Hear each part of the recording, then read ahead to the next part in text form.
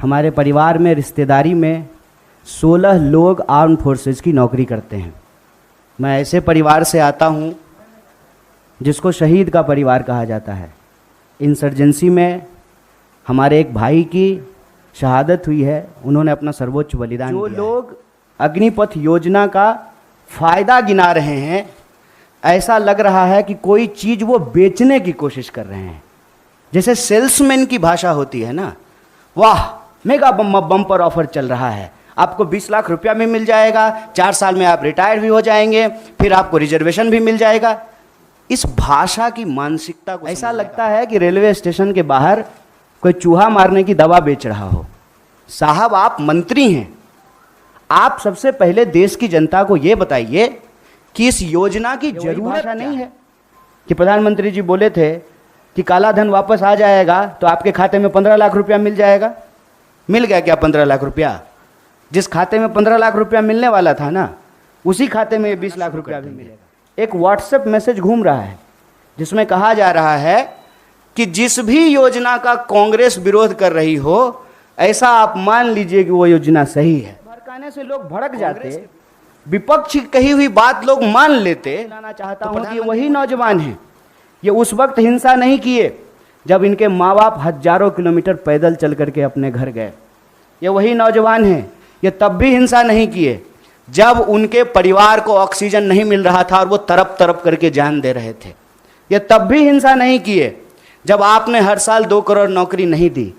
मैं देश की सरकार से, भारतीय राष्ट्रीय कांग्रेस की तरफ से यह अपील करना चाहता हूं कि ये कोना कोना कौन कोना सोतली पुतो कोना खेलना बंद कीजिए।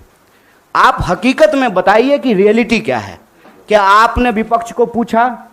आपने विपक्ष को पूछा कि हम कोई योजना ला रहे हैं? आपने कोई पार्लियामेंट्री कमेटी की मीटिंग की? या आपने नौजवानों को पूछा कि हम आपका भलाई करना चाहते हैं किसानों की तरह, और नौजवान कहते हैं कि हमको ये भलाई नहीं चाहिए? जब किसी परिवार में किसी बच्चे को सेना की नौकरी मिलती है, पूरे इलाके में उनका सम्मान होता है। और दुख के साथ साथ जब एक पार्थिव शरीर गांव आता है, आंखों में आंसू होने के बावजूद उस इलाके का सीना गर्व से चौड़ा हो जाता है कि हमारे बच्चे ने जो है देश के लिए सर्वोच्च सम्मान दिया है। सेना का सवाल देश की सुरक्षा का सवाल है। आप इसको मजाक % ध्यान रखिएगा। ये है सेल्समैन मेगा बम्पर ऑफर की मानसिकता। अप टू 25% क्या होता है? मतलब 25% की भी गारंटी नहीं है। ये मत समझिए आप कि उसमें से एक को दे ही देंगे नौकरी। बहुत चालाकी से टर्म्स एंड कंडीशन लिख दिया है। अप टू और जो फायदा गिनाए जा रहे हैं वो फायदा तो पहले से है। सेना में, आर्म फोर्सेस में, पैरामिलिट्री में भर्ती होने की मैक्सिमम आयु 25 वर्ष है। 25 वर्ष से ज़्यादा में तो आप बहाल ही नहीं हो सकते हैं। उसके बाद अलग अलग रैंक पे आप कितना समय तक सेवा देंगे वो पहले से निर्धारित है। और जो लोग आर्मी की नौकरी समाप्त करके, सेवा समाप्त करके साधारण बात करता हूँ, मुझे लंबी चौड़ी बात करनी नहीं आती है, क्योंकि कहते हैं जाके पैर न फटे बिवाई, वो का जाने पीड़ पड़ाई। हमको पता है कि आर्मी में कौन लोग जाते हैं। गृह मंत्री का बेटा आर्मी में नहीं जाएगा, वो BCCI का सेक्रेटरी बनेगा। हमको पता है कि वहाँ पे सेवा करने वाले कौन लोग होते हैं। गरीब किसान मजदूर के बच्चे होते हैं। कोई नेता का बाल बच्चा आर्मी में नहीं जाता है। जाता है, प्रधानमंत्री भी जाते हैं फोटो खिंचवाने के लिए।